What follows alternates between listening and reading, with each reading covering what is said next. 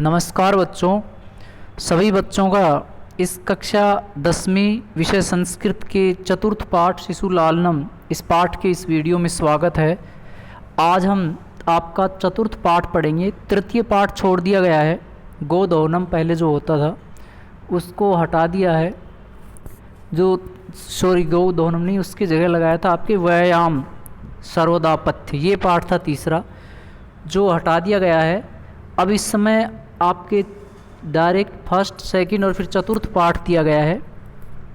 इस पाठ में शिशु लालनम पाठ का शीर्षक है, जिसका अर्थ है शिशु के प्रति प्रेम। यानी इसमें भगवान श्री राम का अपने दोनों पुत्र लव और कुश के प्रति उनका प्रेम प्रकट किया गया है। प्रस्तुत यह पाठ, शुरू करते हैं पाठ को। देखिए अगली जो स्लाइड है उसके ऊपर लिखा हुआ है, उसका अनुवाद भी साथ में दिया गया है नीचे। प्रस्तुतो अयम पाठ है दिग्नाग विरचित, यानी दिग्नाग के द्वारा रचा हुआ। ये लेखक है इसका संस्कृत का प्रसिद्ध ग्रंथ कुंदमाला इत्यस्य पंचम अंकात संपादनम कृत्वा संकलितो अस्ति।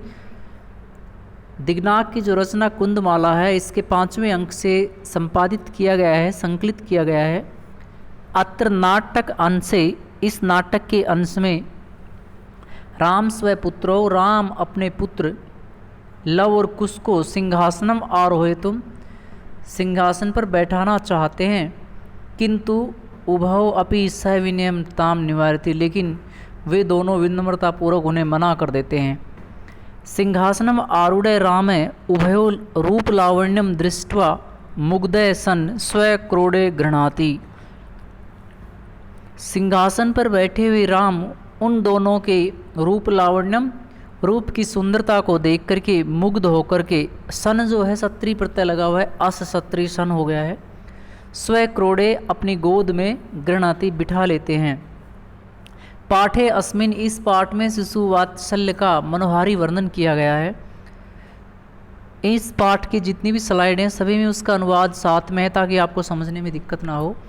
सिंहासन स्थित राम है ततः प्रविष्टि विदूषकेन उपदिश्यमान मार्गौ तापसौ कुशलवौ।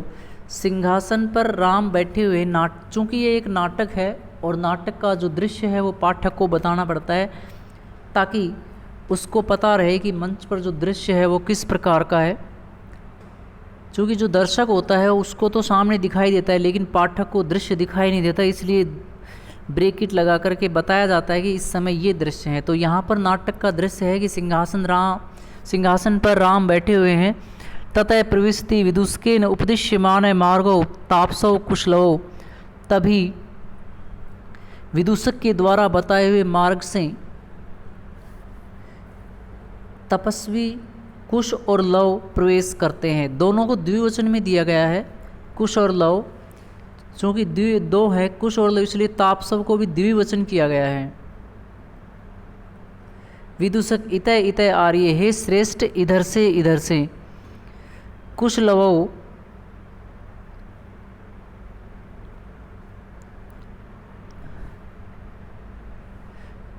कुशलवौ रामम उपसृत्य प्रणम च, राम के समीप जाकर और प्रणाम करके, अपि कुशलम महाराजस्य, क्या महाराज कुशल हैं। राम है युष्मात् दर्शनात् कुशलम, तुम्हारे दर्शन में कुशल ही हूँ, यानी ठीक ही हूँ। भवतो किम वयम अत्र कुशल प्रश्नस्य भाजनम एव, क्या हम यहाँ आपके कुशल प्रश्न के ही पात्र हैं। न पुनरअतिथि जन समुचितस्य कंठाश्रेष्यम, क्या पुनः अतिथि के समान गले लगाने के लिए नहीं, परिवश आलिंगन करके, अरे हृदय ग्राही स्पर्श है, अरे इन बच्चों का जो स्पर्श है वो हृदय को आकर्षित करने वाला। चूँकि इस नाटक में ये जो चल रहा है इस समय राम को ये मालूम नहीं है कि लव और कुश उसके ही पुत्र हैं, वो उनको एक मात्र तपस्वी बालक समझ रहा है। आगे दिया है आसन आर्धम उपवेशति, आधे आसन पर उनको बैठाते हैं। नेक्स्ट है राम सव्यवधानम न चरित्रलोपाय तस्मात् व्यवित मध्यस्थ स्ताम सिंहासनम अंकम उपवेश्यति। उभौ दोनों राजा आसनम खलु एतत्, दोनों वो कहते हैं कि हे महाराज ये तो निश्चय ही राजा का सिंहासन है। न युक्तम अद्याशितुम, यहाँ बैठना ठीक नहीं है। राम है सव्यवधानम, राम व्यवधान के साथ, न चरित्र लोपाय, चरित्र के लोप के लिए नहीं कि व्यवधान न हो, इसलिए तस्मात् अंकम व्यवितस्य मध्यस्थाम सिंहासनम, इसलिए गोदी में बैठी सिंहासन बाधित है, यानी आप सीधा सिंहासन पर नहीं बैठ रहे हैं, उसमें आप गोद में बैठ रहे हैं, इसलिए आपको उस प्रकार की चिंता नहीं करनी चाहिए कि इस राजा का सिंहासन है और बैठने योग्य नहीं है। उभव दोनों अनिच्छाम नाट्यते, न बैठने का अभिनय करते हैं। राजन अलम अति दाक्षिण्येन, हे राजन अत्यधिक कुशलता ना करे। राम अलम अति शालीनतया, आप भी अत्यधिक शालीनता से बस करें, यानी आप शालीनता का व्यवहार कर रहे हैं कि हम राज सिंहासन पर नहीं बैठते हैं, बैठ सकते, उससे भी आप बस करें।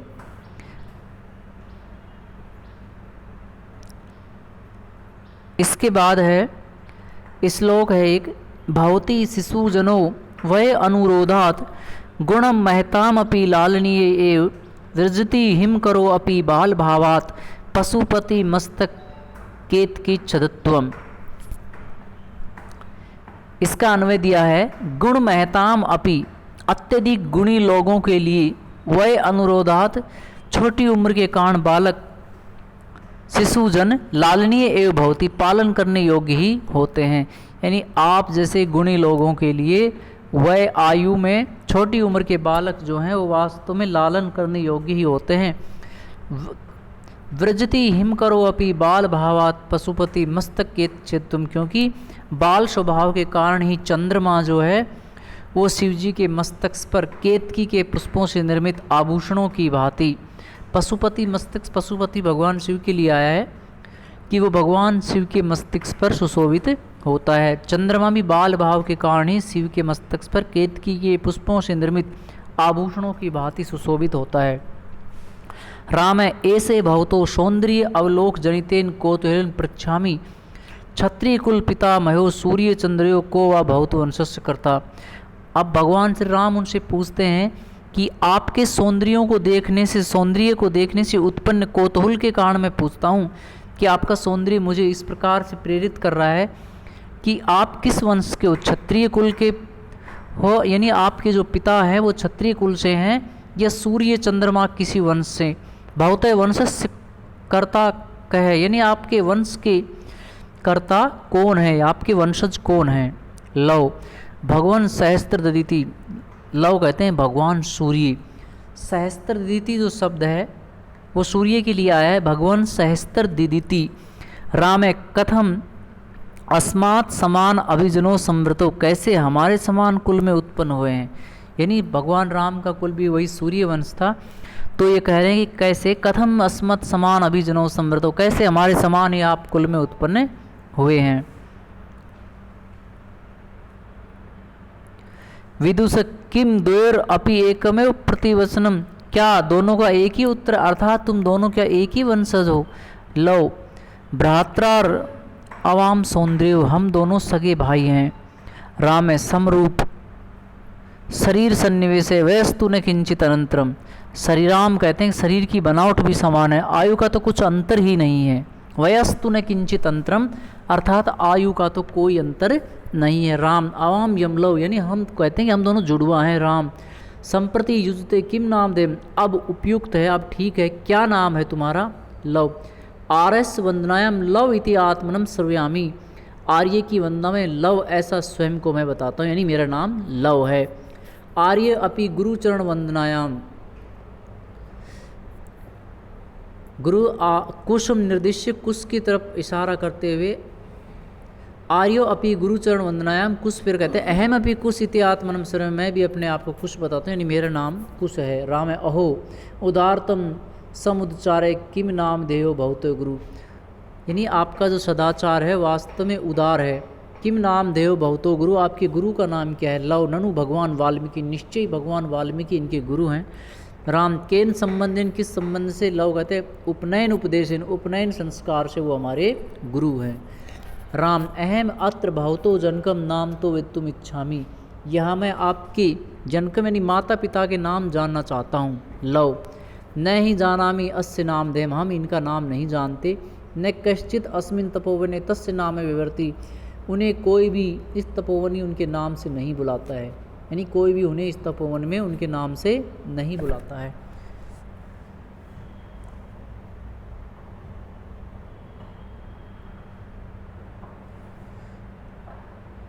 राम अहो महात्म्य, अहो अरे महानता, कुश जानामि अहम तस्य नाम देहम, कुश कहता है मैं उनका नाम जानता हूँ।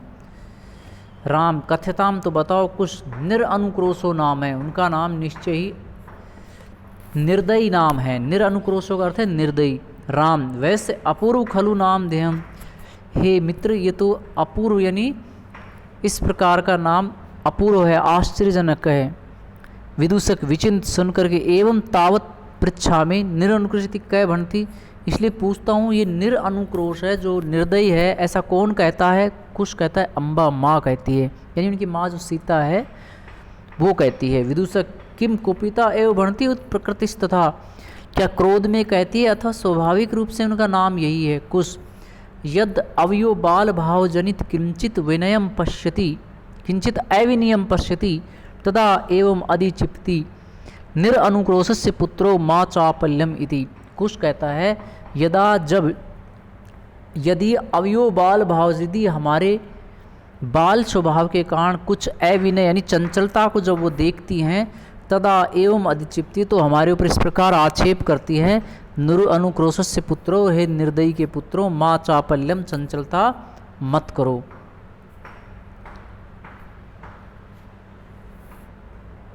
विदूषक कहता है एतोर यदि पितृ अनुक्रोशे इति नाम देयम, एतयो जननी तेन एव अवमानिता निर्वासिता एतेन वचनेन दारको निर्वर्तित। विदूषक कहता है यदि इन दोनों के पिता का नाम निर्दयी है तो इनकी माता उनके पिता के द्वारा अपमानित होकर निर्वासित हुई होगी, इसलिए ऐसे वचनों से दोनों पुत्रों को डांटती है। एतो यदि पितु निरअनुक्रोश है, यदि इन दोनों के पिता निर्दयी हैं तो नाम देयो एतो जननी तेन अवर्त, तो इनकी माता को निश्चय उनके द्वारा अपमानित किया होगा, निष्कासित किया गया होगा, इसलिए वो इन वचनों से अपने पुत्रों को प्रताड़ित करती है, बुलाती है।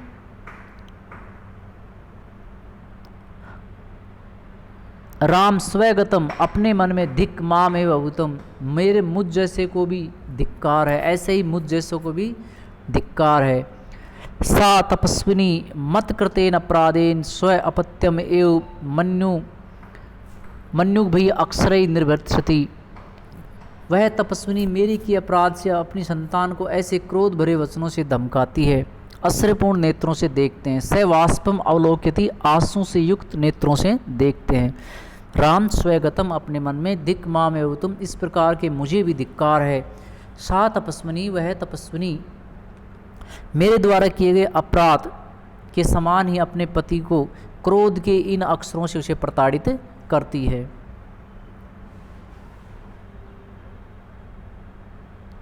राम है अति दीर्घ प्रवासो एवं दारुणश्च, वास्तव में ये प्रवास अत्यधिक लंबा और कठोर है। विदूषकम अवलोक जनांतिकम, विदूषक को देखकर संकेत से कौतूहलेन आविष्टो मातर अनयो नाम तो विदुम इच्छामि, मैं आश्चर्य से कौतूहलवश इनकी माता का नाम जानना चाहता हूँ। न युक्तम च स्त्रीगतम अन्योक्तम, इस समय किसी स्त्री के विषय में पूछना उचित नहीं है। तत्को अत्र अभ्युपाय, तो इस समय क्या उपाय होना चाहिए। विदूषक जनांतिकम, इशारे से पर्दे में पीछे, अहम पुनः पृच्छा, मैं फिर पूछता हूँ। प्रकाशम, प्रकट रूप से, किम नाम देहो यूयो जननी, तुम्हारी माँ का क्या नाम है। लव तस्य द्वे नामनि, उनके दो नाम है। विदूषक कथम एवं, किस प्रकार। लव तपवन वासिनो देवी इति नामना आहव्यति, तपोवन के जो लोग हैं उसे देवी इस नाम से पुकारते हैं। भगवान वाल्मीकि वधूर इति, भगवान वाल्मीकि उसे वधू के नाम से पुकारते हैं।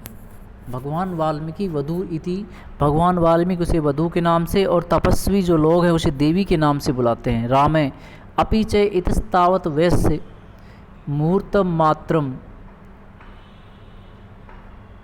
विदूषक कहता है तस्य रामे अपि च तावस वैश्य मुहूर्त मात्रम, क्या इस समय थोड़ी देर के लिए आप रुक सकते हो। विदूषक उपसर्त आज्ञा पाए तू भगवान। विदूषक समीप चला जाता है और कहता है हे भगवान आज्ञा दीजिए। राम मया उभौ राजन उपाद रामे अपि कुमार अनयोर अस्माकं च सर्वथा समरूप कुटुंब वृत्तांतकम। राम कहते हैं जब विदूषक पास जाता है तो इन दोनों राजकुमारों का सब कुछ रूप और कुटुंब हमारे समान ही नैपथ्य पर्दे में। ये थी वेला संजाता रामायण गान। इस समय रामायण गान का समय हो गया है। नियोग किमर्थ ने विदते, यानी रामायण गान के लिए उचित व्यवस्था क्यों नहीं की गई है, रामायण गान का कार्य क्यों नहीं किया गया है। उभौ राजन उपाध्यायत अदूतो अस्मान तुर्यति। गुरु का दूत हमें जल्दी कर रहा है, यानी गुरु का भेजा हुआ दूत हमें इस कार्य के लिए जल्दी कर रहा है। राम है मैं आप ही सम्माननीय मुनि नियोग है। मुनि का जो कार्य है, ऋषि का जो कार्य है वो वाकई में मेरे लिए सम्माननीय है। तथा ही क्योंकि भवंतो गायंतो, यानी आप दोनों गाने वाले हैं। इसमें देखिए स्लाइड में आएगा भवंतो गायंतो कविरपि पुराणो वृत्तनिधिर ग्रह संदर्भो अयम प्रथम अवतीर्णो वसुमती कथा च इयं श्लाघ्या सरसी रुहु नावस्य नियतम पुनाति श्रोतारम रम्यति च सोयम परिकरे। भवंतो गायंतो आप दोनों गाने वाले हैं। पुराण वृत्तनिधि कवि और तपोनिधि पुराण मुनि वाल्मीकि इसके कवि हैं। वसुमती प्रथम अवतीर्ण, धरती पर पहली बार अवतरित स्फुटवाणी का ये संदर्भ काव्य है, यानी राम। और कथा च इयम श्लाघ्या सरसी रूना अवश्य नियतम, और निश्चय ही यह प्रशंसनीय कथा कमल नाभि से उत्पन्न भगवान विष्णु से संबंधित है। पुनराति श्रोतारम रम्यति, और वह पारिवारिक जन निश्चय श्रोतारों को पवित्र आनंदित करने वाला है। पुनाति श्रोतारम रम्यति से सोय अयम परिकरे, तो निश्चय ही यह पारिवारिक लोगों को, यानी जो पारिवारिक ग्रस्त लोग हैं उनको सुनने वालों को पवित्रित और आनंदित करने वाला है। भवंतो गायंतो आप दोनों गाने वाले हैं। प्राणों के वृत्त निधि प्रथम वाणी के स्फुट भगवान वाल्मीकि के द्वारा ये रचित है। कथा च इयं श्लाघ्या सरसी रुहु नाभस्य नियते, निश्चय ही भगवान विष्णु की प्रशंसनीय अवतार से संबंधित ये कथा है। कथा च इयं श्लाघ्या पुनाति श्रोतारम रम्यति, और यह परिवारजनों को निश्चय सुनने वालों को पवित्र करने वाली है।